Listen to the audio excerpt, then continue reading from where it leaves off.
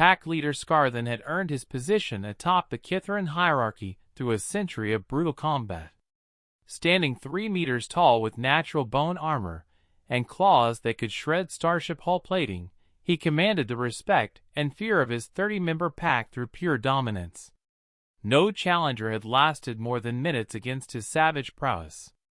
So when the frail-looking human female requested an audience with his pack on the neutral station of Nexus Prime, Scarthen's first instinct was to laugh. The sound echoed through the cargo bay they claimed as their territory, a harsh, predatory bark that made smaller species flee in terror. "You amuse me, soft-skin," Scarthen growled, his voice translator struggling to render his contempt into galactic standard. "What could a weak Deathworlder want with the Kithran pack?" Captain Sarah Chin stood calmly before the assembled pack, seemingly unimpressed by the display of razor-sharp teeth and flexing claws surrounding her.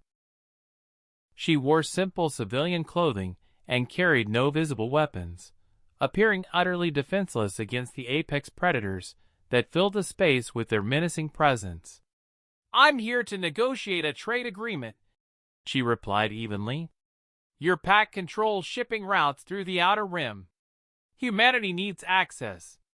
The pack erupted in harsh laughter, their alpha joining in with obvious mockery. "Little human thinks she can bargain with hunters," Scarthen snarled. "You are prey, not negotiator." "I see," Sarah said, her tone remaining perfectly calm. "So you're saying your pack lacks the intelligence for complex negotiations? You're just simple predators driven by instinct?"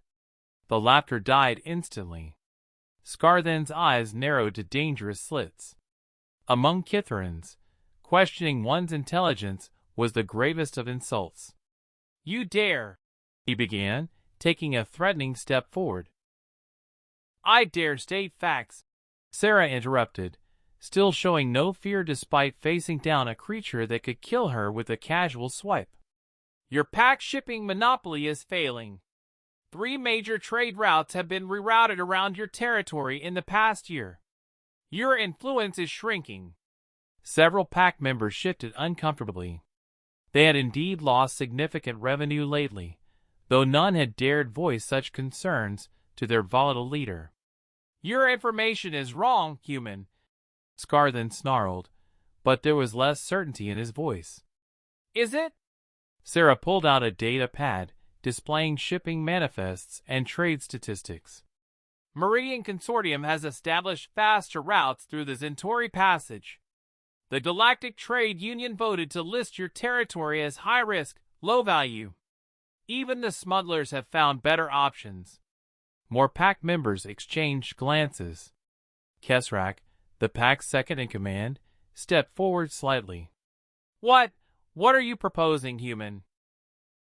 "Kesrak!" Scarthen roared. "You do not speak with prey." "I'm proposing partnership," Sarah continued, addressing Kesrak directly while ignoring the pack leader's fury.